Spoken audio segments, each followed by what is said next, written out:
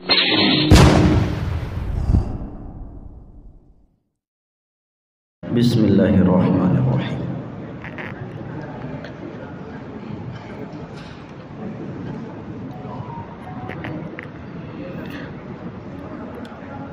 Assalamualaikum warahmatullahi wabarakatuh.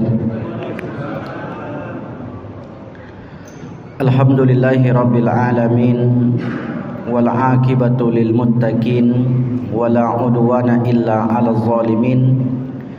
Asyhadu an la ilaha illallah wahdahu la syarikalah, wa asyhadu anna Muhammadan abduhu wa rasuluhu la nabiyya ba'dah. Allahumma salli wa sallim ala habibina al-Mustafa Muhammad sallallahu alaihi wasallam. Kaum muslimin dan muslimat yang dimuliakan Allah Subhanahu wa taala. Pada malam ini kembali kita melanjutkan kajian perjalanan hidup setelah kehidupan di dunia ini. Sebelum ini telah kita jelaskan tentang amalan-amalan yang dapat meringankan proses sakaratul maut.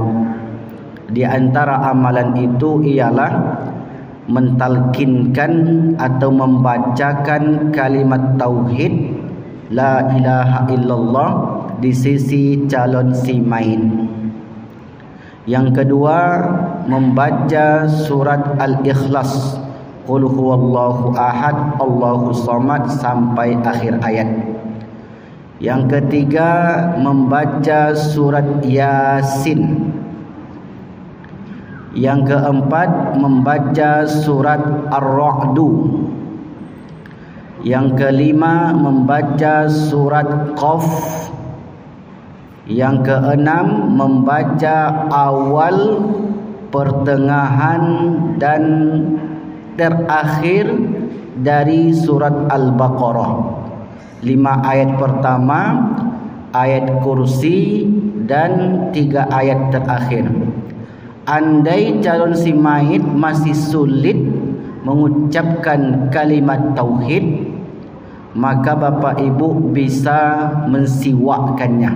Karena itu dahulu Rasulullah lakukan ketika beliau di detik-detik terakhir, beliau mengambil siwak yang berada di saku sahabatnya, lalu kemudian beliau pun bersiwak dengan siwak yang paling bagus. Sesudah itu Ar-Rafiqul A'la, Ar-Rafiqul A'la. Selain itu bapak ibu yang berbahagia, suatu ketika Rasulullah berada di detik-detik terakhir, wa huwa bil mauti, kata Aisyah. Summa wa indahu, di sisinya qadahun fihi ma'un, ada air yang berada di dalam ember atau bejana. Wa yudkhilu yadahu summa yamsahu wajhahu, beliau masukkan tangannya ke dalam ember itu, lalu beliau usapkan ke wajahnya sembari berdoa. Maka doa inilah yang dapat kita baca. Allahumma a'inni ala sakaratil maut. Jadi doanya pendek, yaitu Allahumma, ya Allah, a'inni, bantulah hamba, ala sakaratil maut, untuk menghadapi sakaratul maut. Biasanya doa ini, kata a'inni yang sering kita pakai, meminta kepada Allah agar dimudahkan dalam mengingat, beribadah dan bersyukur kepadanya. Allahumma a'inni ala zikrika wa syukrika wa husni ibadatika. Biasanya itu yang kita baca untuk dimudahkan, agar dimudahkan dalam mengingat Allah, bersyukur dan diperbaiki cara beribadahnya kita. Nah, ketika seorang ingin dimudahkan nantinya ketika sakratul maut, maka doanya adalah Allahumma a'inni ala zikrika wa syukrika Allahumma a'inni ala sakaratil maut. Jadi mudah dihafal. Ya Allah, bantulah hamba dalam menghadapi proses sakaratul maut. Singkat cerita, meninggallah kita. Nah, kita yang hidup ini, karena kita pasti akan mati, meninggallah kita. Lalu kemudian sanak famili, karib kerabat mengantarkan ke pemakaman, ke pekuburan. Setelah sampai di pekuburan, tidak dianjurkan untuk langsung pulang. Karena ada sebagian jamaah yang cerita kepada kami, Pak Ustadz, kami mengantarkan jenazah ke pekuburan, habis itu disuruh pulang.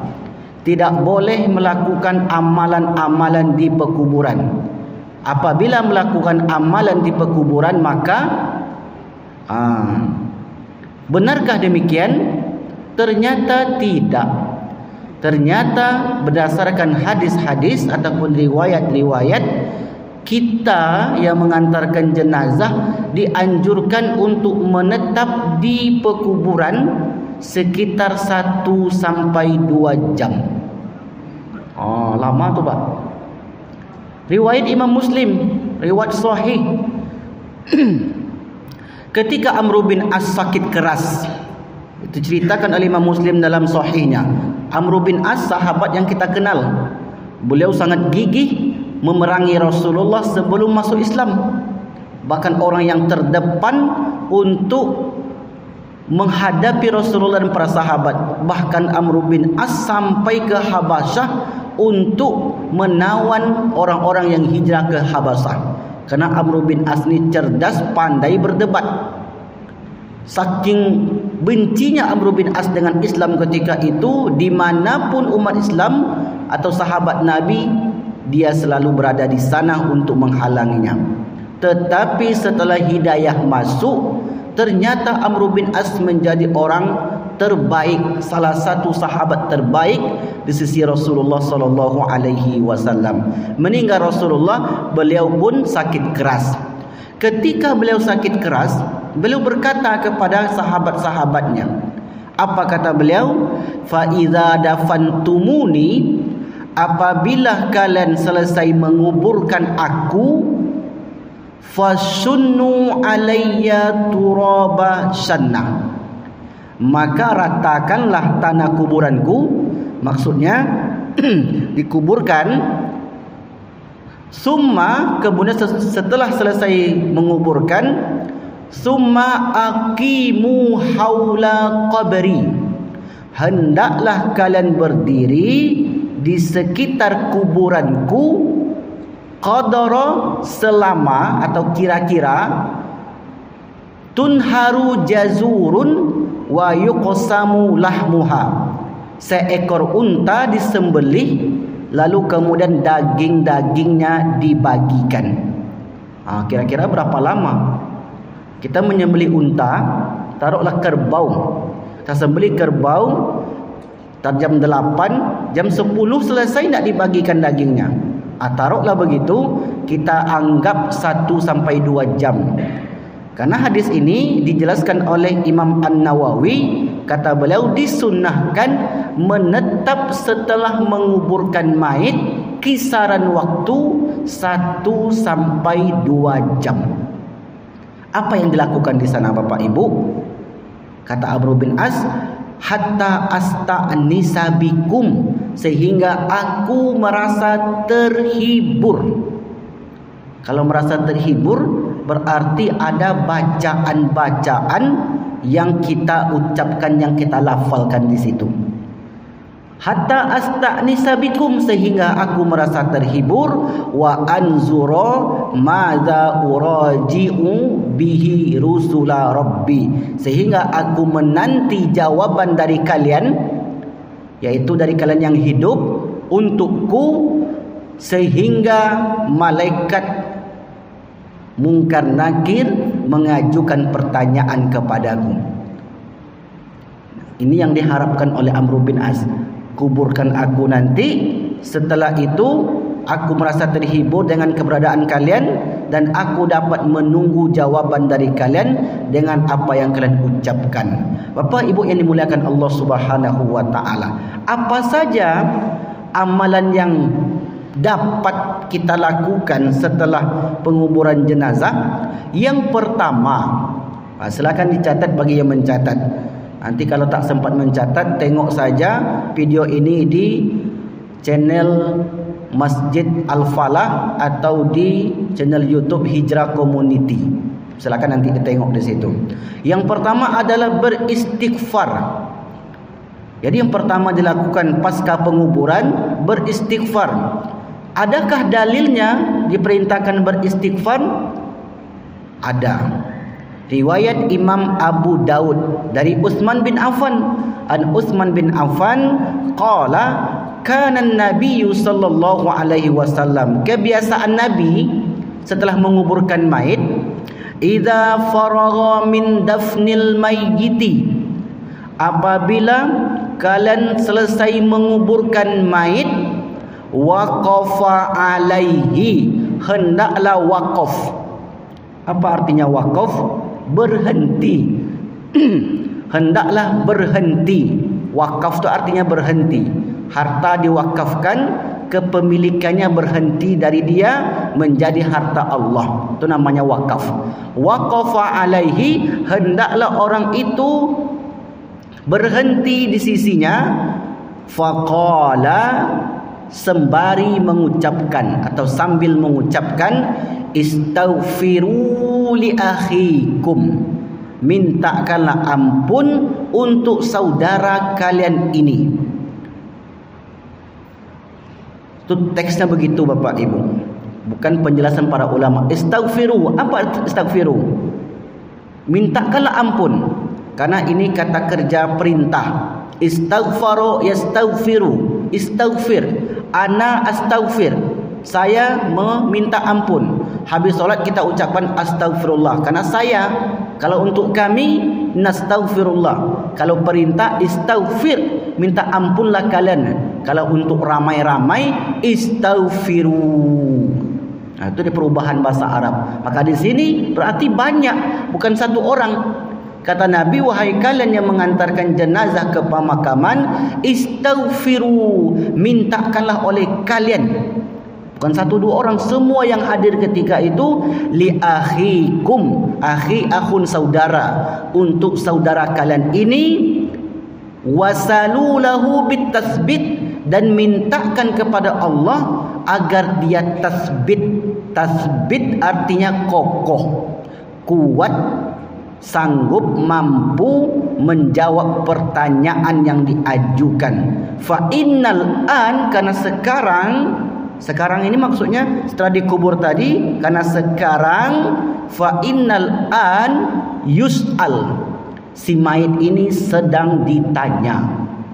Jadi proses tanya jawab di alam kubur itu adalah pasti bagi orang yang telah meninggal. Pertanyaannya nanti kita bahas di sesi khusus, karena kita baru membahas amalan. Ada berapa pertanyaan alam kubur Bapak Ibu? 3. Sedikit sekali. Kalau cuma 3, sedikit, cepat nanti masuk surganya. Selesai cepat penyidikannya. 4 masih kurang. 5 masih kurang. 6 masih kurang. 7 masih kurang. Jadi berapa sebenarnya pertanyaan alam kubur? 8. Jadi 8 pertanyaannya Pak. Ya, saya yakin Bapak Ibu tahu semua jawaban itu, karena sudah dibocorkan oleh Nabi yang 8 itu, dan dirangkum oleh Imam Syekh Nawawi Al-Bantani dalam kitab Nuruz Zolam. Syekh Nawawi itu adalah ulama dari Banten, namun namanya populer di Timur Tengah. Ditulis oleh beliau dan buku itu dipakai di seluruh dunia. 8 pertanyaannya, nanti kita bahas yang 8. Kalau masih ada umur. Sekarang aja lah Ustaz, nanti mati kami malam ini, tak bisa besok jawab. Yang kita bahas sekarang ini amalannya. Jadi istighfarkan untuk si fulan ini. Berapa banyak lafaz istighfar?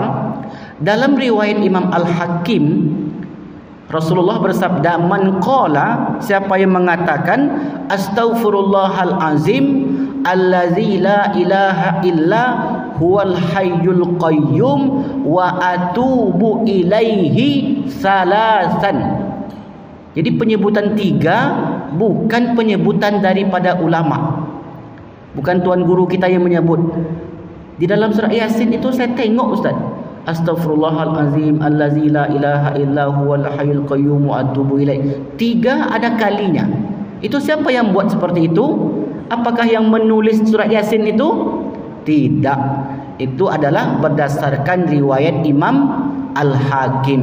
Jadi kata Rasulullah, siapa yang mengatakan astaghfirullahalazim allazi la ilaha illa huwal hayyul qayyum wa atubu ilaihi salasan 3 kali, ghufirat lahu dzunubuhu, maka Allah ampunkan dosa dia yang berkaitan dengan Allah. Berkaitan dengan Allah saja. Kalau dengan manusia mesti diselesaikan secara manusiawi. Hutang piutang, kesalahan, kezoliman dan lain sebagainya tak lunas dia kalau hanya dengan Allah. Mesti sangkut paut dengan orang tertentu. Ini dosa-dosa yang berkaitan dengan Allah Subhanahu wa ta'ala. Jadi Bapak Ibu boleh mengambil lafaz yang paling pendek, astaghfirullahalazim. Boleh, itu saja boleh. Atau lebih panjang, astaghfirullahalazim allazi la ilaha illa huwal hayyul qayyum wa atubu ilaih. Atau mau lebih panjang lagi, karena mungkin waktunya banyak, tak ada kesibukan sesudah itu. Tapi sekarang kan orang banyak kesibukan, Ustaz. Enggak apa-apa, orang itu mau pulang duluan enggak apa-apa. Bahkan 2-3 orang pun yang berada di pemakaman tu tak ada masalah. Karena ini amalan sunnah. Jadi enggak mesti ramai-ramai, mungkin orang mau ke sana, mau berkunjung, mungkin ada hajat dan sebagainya. Keluarga inti saja yang tinggal, tak ada problem. Karena ini amalan sunnah. Yang wajib pada mayat itu sebenarnya 4 saja. Ini yang wajib. Memandikan, mengkafankan, menyolatkan dan menguburkan. Dah habis ini mau pulang-pulang terserah. Ini yang wajib. Cara memandikan bagaimana? Para ulama menjelaskan harus dipegang dengan lembut, jangan macam nyuci motor, semprot boom. Ada orang memandikan jenazah itu. Jenazah itu merasakan sakit Bapak Ibu. Menyiramkan mukanya itu, selang saja masukkan ke mulut, kesakitan. Memang kita tak merasakan. Karena orang yang meninggal itu mereka hanya berpindah alam dari alam yang ketiga menuju alam yang keempat. Alam arwah, alam rahim, alam dunia, alam barzakh. Yang terakhir alam akhirat. Hanya berpindah alam. Kapan kita berpindah alam? Tunggulah dulu. Tunggu 2023 Tapi pasti kita akan pasti berpindah alam. Nah, itu yang wajib, memandikan, menyolatkan, mengkafankan dan menguburkan. Selain itu adalah hukumnya sunnah. Contoh begini, solat bagi laki-laki boleh menutup pusat sampai lutut. Tutup dari pusat sampai lutut, sah solat bagi laki-laki? Sah. Tapi jangan dicoba-coba solat Jumat jadi imam. Tutup pusat, tutup lutut, jadi imam dia di sini. Dia berdalil, solat saya kan sah Pak Ustaz. Secara fikih sah, betul secara fikih sah. Tapi secara etika tak masuk etika manusia. Begitulah kira-kira kalau ada orang bertanya, kenapa mesti dibacakan istighfar, kenapa mesti bacakan ini? Karena kami mengambil sunnahnya berdasarkan hadis Nabi. Nah, itu bentuk lafal istighfar. Bentuk yang lain, Allahumma anta rabbi la ilaha illa anta khalaqtani wa ana ala ahdika wa wa'dika mastata'tu a'udzubika min syarri ma sana'tu abu'u laka bi ni'matika alayya abu'u laka bi dzambin faghfirli fa innahu la yaghfiru dzunuba illa anta. Ini adalah sebaik-baik istighfar. Silakan Bapak Ibu pilih. Yang pendek boleh, yang menengah boleh, adapun yang panjang tadi pun boleh, bebas kita, tergantung sikon dan kondisi. Itu yang pertama. Yang kedua adalah setelah beristighfar, bertasbih dan bertakbir. Subhanallah, subhanallah, subhanallah, subhanallah, subhanallah, subhanallah. Berdasarkan dalil? Ya, berdasarkan dalil. Dari Jabir bin Abdullah Al-Ansari. Qala, berkata, kharajna, kami keluar ma'a Rasulillah sallallahu alaihi wasallam, bersama Rasulullah sallallahu alaihi wasallam, yauman, pada suatu hari, ila Sa'ad ibni Mu'adz hina tufiya, ketika Sa'ad bin Mu'adz wafat. Sa'ad bin Mu'adz ini sahabat Nabi yang tinggal di kota Madinah, namanya sahabat Ansor, banyak jasanya kepada Islam. Lalu kemudian ketika beliau wafat, Rasul datang, falamma shalla, Rasulullah menyolatkannya, wa wudi'a fi qabrihi, setelah selesai disolatkan, dihantarlah ke pemakaman, wa suwiya alaihi, lalu kemudian ditimbun. Setelah ditimbun, sabbaha Rasulullah sallallahu alaihi wasallam, fasabbahna tawilan. Rasulullah bertasbih, lalu kemudian diikuti oleh sahabat. Fasabbahna, kami kata sahabat, kami pun bertasbih dengan tasbih yang panjang. Tak disebut jumlahnya Bapak Ibu, 10 kali kah, 33 kali kah, 100 kali, tak disebutkan, panjang. Fasabbahna tawilan. Kalau kami ambil 33 boleh Ustaz, dasarkan hadis Nabi 33. Kalau mau lebih daripada itu, selagi kita punya waktu, silakan. Tengok sikon dan kondisi. Andai sendiri pun kita di pekuburan itu, yang lain pada pulang, sendiri kita di situ, bertasbih dengan tasbih yang panjang, tak ada masalah. Karena Rasulullah bertasbih, sahabat pun bertasbih. Summa, lalu kemudian kabbara Rasulullah bertakbir. Allahu Akbar, Allahu Akbar, Allahu Akbar, Allahu Akbar. Fakabbarna, kami pun, kata sahabat, ikut bertakbir. Berarti Bapak Ibu, dilakukan oleh Nabi dan dilakukan oleh sahabat Nabi. Di Jeddahnya, setelah penguburan, bukan jauh-jauh hari atau sesudah 2 hari setelah penguburan, pasca penguburan betul. Disolatkan, dihantarkan ke pemakaman, ditimbun, lalu kemudian bertasbih, lalu kemudian bertakbir. Bapak Ibu ditambah dengan tahmid, alhamdulillah, alhamdulillah, alhamdulillah. Lalu kemudian ditambah pula dengan tahlil, la ilaha illallah, bertahlil sebanyak 33 kali. Lalu kemudian sahabat bertanya, lima sabbahta tsumma kabbarta ya Rasulullah, kenapa engkau bertasbih, lalu kemudian kenapa engkau bertakbir? Apa jawaban Rasulullah? Laqad tadayaqa 'alal abadi salih qabruhu. Kuburnya Sa'ad bin Mu'adz ini, saya tengok melalui wahyu, menyempit, menghimpit. Sahabat Nabi itu, Pak. Sahabat Nabi ternyata tak selamat dari himpitan kubur. Apalagi kita mungkin. Ini sahabat Nabi. Laqad tadayaqa, sungguh telah menyempit, alal abadi soleh, hamba yang soleh ini, qabruhu, kuburnya.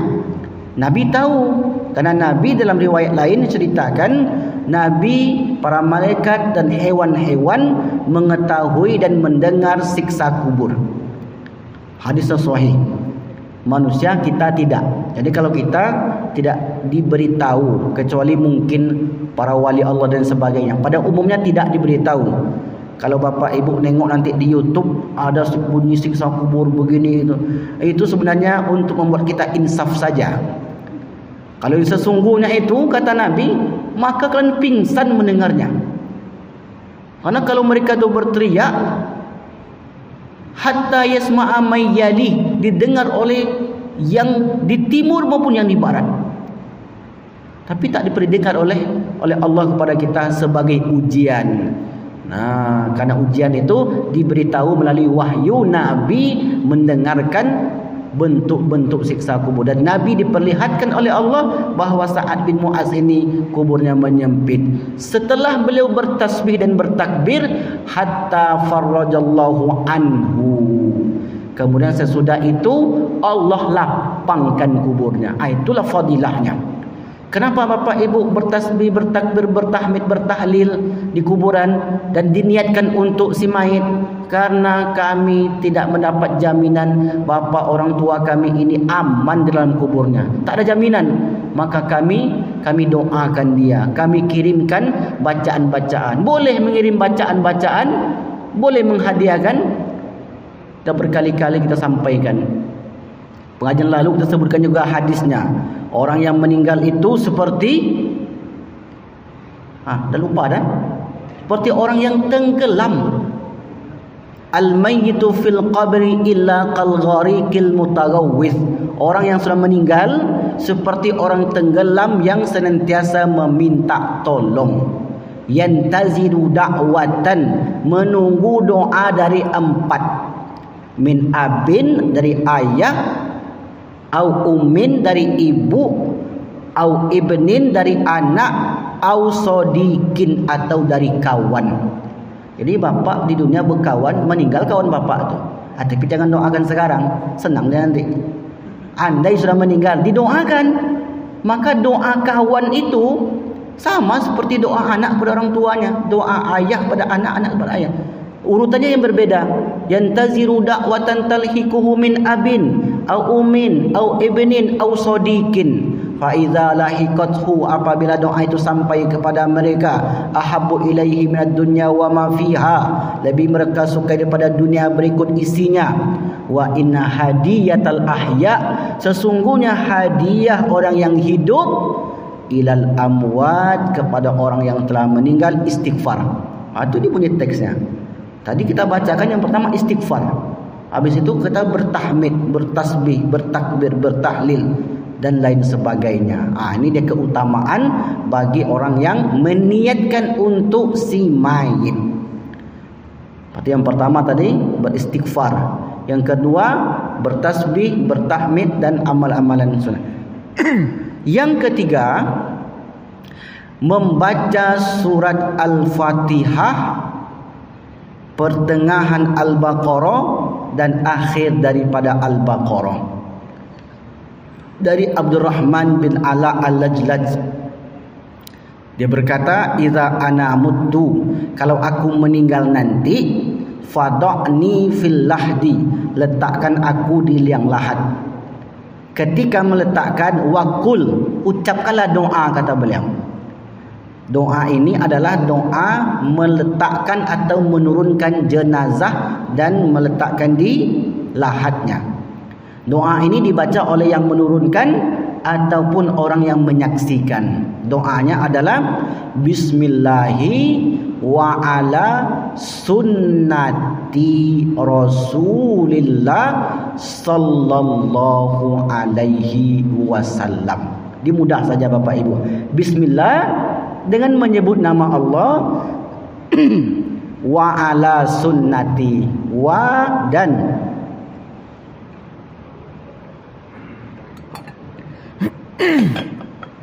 wa ala dan sunnah. Sunnah dah biasa kita sebut sunnati, sunnah Rasulillah sallallahu alaihi wasallam. Letakkanlah jenazah itu di lahat tersebut. Lalu kemudian apa kata bapaknya? Waqra inda ra'si, tegak di bagian kepala. Kita ilustrasikan, ini kepala, ini kaki. Waqra inda ra'si, tegaklah di bagian kepala dan baca bi Fatihatil kitab, Al-Fatihah. Jadi habis dikuburkan dari istighfar, kemudian bertasbih, bertahmid, bertakbir dan seterusnya, kemudian baca Al-Fatihah. Alhamdulillahirabbil alamin arrahmanir rahim maliki yaumiddin iyyaka na'budu wa iyyaka nasta'in ihdinas siratal mustaqim waladdallin amin. Sampai ujung. Niatkan untuk si mayit. Wa inda rijlai, dan di sisi kakiku, awal wal akhir Al-Baqarah. Awalu wa khatimati Al-Baqarah. awal dan akhir dari surat Al-Baqarah. Alif Lam Mim zalikal kitabu la raiba fihi hudal lil muttaqin allazina yu'minuna bil ghaib. Yang sering kita baca kalau ada orang meninggal, selalu kita baca 5 ayat pertama di pangkal Al-Baqarah. Kemudian Allahu la ilaha illa huwal hayyul qayyum la ta'khudhu sinatun wa la naum lahu ma fis samawati wa ma fil ard. Kemudian lillahi ma fis samawati wa ma fil ard wa in tubdu ma fi anfusikum aw tukhfu yuhasibukum bihillah, dan seterusnya. Wa'fu anhu faghfir lahu warhamhu wa'fu anhu, dan yang akhir daripada surah Al-Baqarah. Itulah yang dibaca. Maka kata Abdurrahman bin Al-Lajlaj ini, baca di sisi kepala tegak sambil berdiri, kemudian di sisi kaki awal, pertengahan dan akhir daripada surat Al-Baqarah. Imam As-Syafi'i menyebutkan dalam musnadnya Bapak Ibu, wa in khatamul Quran, andai diniatkan oleh yang hidup itu menghatamkan Al-Quran untuk si fulan yang sudah meninggal tadi, fakana hasanan, maka itu lebih baik. Jadi niat bacaan.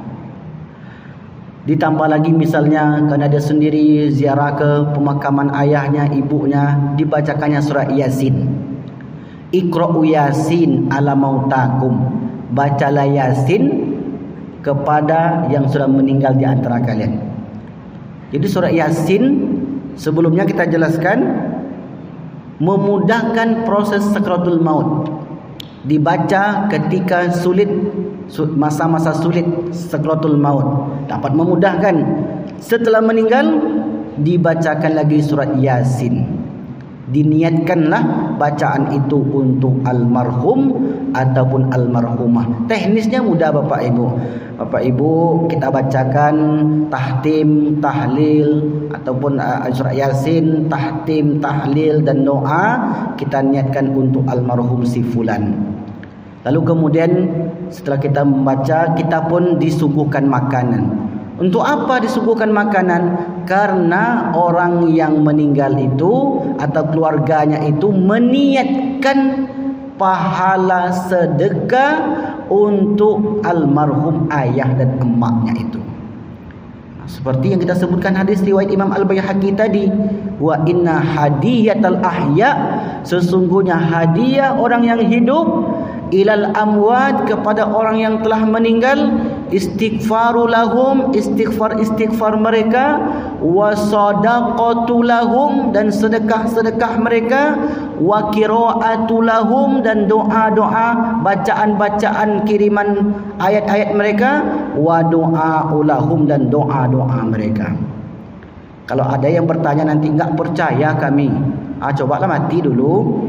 Dah mati nanti dikubur, kalau enggak ada apa-apa balik lagi ke dunia. Kalau ada orang tak percaya, tapi saya yakin Bapak Ibu yang mengaji, ya, yang ngikut amalan orang-orang tua dia dahulu, ya, sudah mendarah daging amalan ini. Dan amalan ini pada dasarnya berdasarkan dalil. Hanya saja orang-orang tua dulu tidak pernah nanyakan dalil. Itu aja bedanya. Tidak seperti sekarang. Kalau sekarang kan setiap mengaji dalilnya mana Ustaz? Minta nanya dalil macam nagih hutang. Pucat Ustaz itu. Padahal sesuatu yang dilakukan bukan berarti tidak ada dalil. Dalil itu bisa dari Al-Quran, bisa dari hadis. Yang kita ceritakan tadi dari sahabat. Hadis itu Bapak Ibu, kalau dia bersumber dari Nabi, ma'udifa ila Nabi sallallahu alaihi wasallam, disandarkan kepada Nabi, min qaulin, perkataan Nabi, au fi'lin, perbuatan Nabi, au takririn, atau ketetapan Nabi, au harakatin, geraknya Nabi, au sukunin, atau diamnya Nabi, itu dah hadis. Yang dibuat oleh Nabi namanya hadis marfu', atau sandarkan ke Nabi. Namanya hadis marfu'. Kalau yang dibuat oleh sahabat, apa yang disandarkan kepada sahabat berupa perkataan, perbuatan, namanya hadis mauquf. Itu nama hadisnya. Yang dibuat oleh Umar bin Khattab, salat tarawih 30 malam berturut-turut. Umar yang buat. Namanya hadis mauquf. Tadi dari Amr bin As. Amr bin As ini sahabat Nabi. Dia katakan, kalau aku meninggal nanti baca ini sehingga aku merasa terhibur. Berarti sumber yang kita pegang ini namanya hadis mauquf. Kalau tabi'in yang membuat hadis apa namanya? Hadis maqtu'. 3 inilah. Kepada Nabi marfu'. Bisa jadi yang marfu' ini ada yang sahih, ada yang hasan, ada yang dhaif. Dalam fadailul a'mal yang dhaif sekalipun boleh diamalkan. Karena untuk memotivasi dalam beramal. Boleh. Kecuali di bab akidah, halal haram atau bertentangan dengan hadis sahih, baru ditolaklah hadis dhaif tersebut. Ini tak ada bertentangan. Membaca Al-Fatihah, beristighfar, bertasbih, bertakbir, membaca awal, pertengahan, akhir Al-Baqarah, tak ada satu pun yang bertentangan dengan dalil-dalil yang lain. Ada berapa? Sudah 3 disebutkan. Istighfar, bertasbih, bertahmid, bertakbir dan seterusnya. Kemudian membaca Al-Fatihah, Al-Baqarah, awal dan akhir Al-Baqarah. Kalau seandainya kita menghatamkan Al-Quran, maka itu juga diperbolehkan. Sisa 3 menit lagi. Yang keempat, kita buat 4 saja. Sebenarnya ada 12. Jadi banyak sebenarnya yang bisa kita lakukan. Kalau kita sanggup dan punya waktu, bisa dilakukan ke 12-12-nya. Nah, ini yang ketiga. Yang keempat, menyiram kuburan dengan air. Kalau di kampung saya, Bapak Ibu, setelah meninggal, disiramlah oleh Ustaz atau Pak Haji kita nyebutnya di kampung itu. Dari mana mulainya? Dari bagian kepala. Bismillahirrahmanirrahim. Apa bacaannya? Bismillahirrahmanirrahim. Allahumma salli ala Sayyidina Muhammad wa ala ali Sayyidina Muhammad. Nabi pernah buat enggak menyiram kuburan setelah dimakamkan? Mana dalilnya? Dia tanya lah apa-apa tu, mana dia tahu. Pucat kalau tanya apa. Bapak ni mana bapak ada dalilnya ni? Jadi ragu jadi amalan tu. Dalilnya Bapak Ibu, ketika anak Nabi Muhammad yang bernama Ibrahim meninggal. Lalu kemudian setelah dikubur, Rasul Nabi sallallahu alaihi wasallam qabara ibnihi, menyiramkan kubur anaknya Ibrahim, wa wada'a alaihil hasba. Sesudah itu beliau letakkan kerikil di atas kuburannya. Makanya orang kampung kita itu setahun pertama belum diletakkan apa-apa. Letak saja dulu batu-batu. Kenapa batu-batu? Karena Nabi buat begitu. Kalau tumbuhan Ustaz, nanti terakhir ada tersendiri babnya. Menabur bunga. Boleh. Apa dalilnya? Ada dalilnya. Menanam sesuatu di atas kuburan. Kayu sungkai, kayu duit. Kalau Bapak Ibu mengerti bahasa Ocu, fahamlah tu. Kayu sungkai itu yang bagus. Nah, ini menyiram. Dan setelah Nabi Muhammad meninggal, amalan ini pun dilakukan oleh sahabat Nabi yang bernama Bilal bin Rabah. Apa kata beliau? An Jabir bin Abdullah qala, dari Jabir bin Abdullah berkata, rusya ala qabrin Nabi sallallahu alaihi wasallam ma'u rasya. Disiramkanlah kuburan Nabi dengan air. Wa kana allazi rassal ma'ala qabrihi, yang melakukan itu adalah Bilal ibn Rabah. Bada'a bikirbatin. Kirba itu ceret yang terbuat dari kulit. Bada'a min kibali ra'sihi, beliau mulai dari bagian kepalanya, hatta taha ila rijlaihi, sampai ke bagian kaki. Untuk apa disiram Ustaz? Untuk minum si mayit? Enggak. Bukan untuk minum. Itu sunnah yang kita ikut. Maka dari judulnya amalan-amalan sunnah. Orang sudah meninggal dia tak minum lagi. Kita lakukan itu hanya mengikut sunnah. Kalau tak dibuat boleh? Boleh saja. Macam solat tadilah, yang wajib-wajib aja diambilnya. Khotib nanti Pak Tony di sini khotib dia. Cuman pakai sarung tutup dari pusat sampai lutut. Demo jamaah habis itu. Berdalil dia sah solat saya, sah imam saya, sah khatib saya, karena secara fikih tutup aurat sudah sah. Kalau kaji sah tak sah betul, tapi ini kita kaji adab dan etika terhadap orang-orang yang telah meninggal. Nah, 4 yang kita jelaskan. Berarti sisa 8 lagi. Ada 8 lagi amalan sunnah setelah menguburkan mayit. Karena waktu Isya sudah masuk, Bapak Ibu saya yakin paham semua, maka tak ada yang bertanya. Kalaupun saya buka saya jawab, jarang yang bertanya tentang kematian ini. Takut kata dia. Takut mati. InsyaAllah tidak mungkin itu yang dapat kami sampaikan. Mudah-mudahan bermanfaat. Wal afu minkum. Wassalamualaikum warahmatullahi wabarakatuh.